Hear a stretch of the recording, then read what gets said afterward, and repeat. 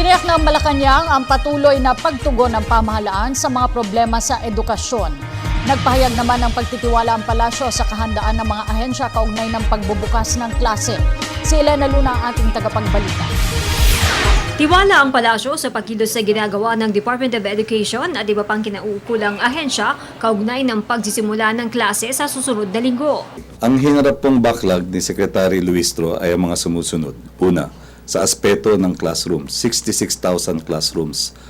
Ang ginawa niya, 66,213 classrooms. Pangalawa, sa chairs and tables, 2.5 million chairs and tables. Napunuan na po ito. Sa 61.7 million textbooks. Tinugunan na rin po yun. Binabaan pa yung presyo mula sa average price of 55 pesos to 35 pesos. Dahil po sa mga isinagawang programang yan, ay napunuan na yung karamihan o halos lahat ng backlog na inabutan. Ngunit kasabay ng paghahanda sa pasukan na ang puna ng ilan sa kakulangan ng gobyerno. Tiniyak ni PCOO Secretary Herminio Coloma Jr. ang patuloy na pagsisikap ng DepEd na tugunan ng mga problema lalo na sa mga lugar na tinamaan ng kalamidad. Kabilang na dito ang Brigada Eskwela kung saan milyong-milyong mga mamamayan ang voluntaryong tumulong.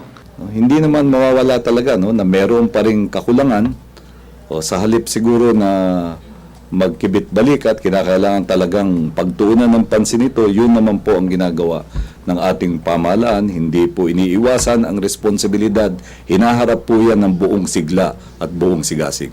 Samantala, pinag-aaralan ng DepEd ang pagpapatupad ng 3 araw na pasukan kada linggo sa mga eskwelahan sa Metro Manila. Ayon sa palasyo, pinauubaya na ng Pangulo ang bagay na ito sa nasabing departamento.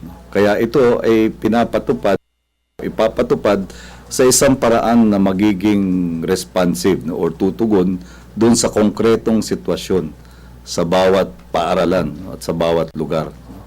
At pinauubaya po ng ating Pangulo kay Secretary Luistro at sa Kagawaran ng Edukasyon ang pagkilos at ang inisyatiba para magbigay ng agarang katugunan at kalutasan sa mga suliraning ito.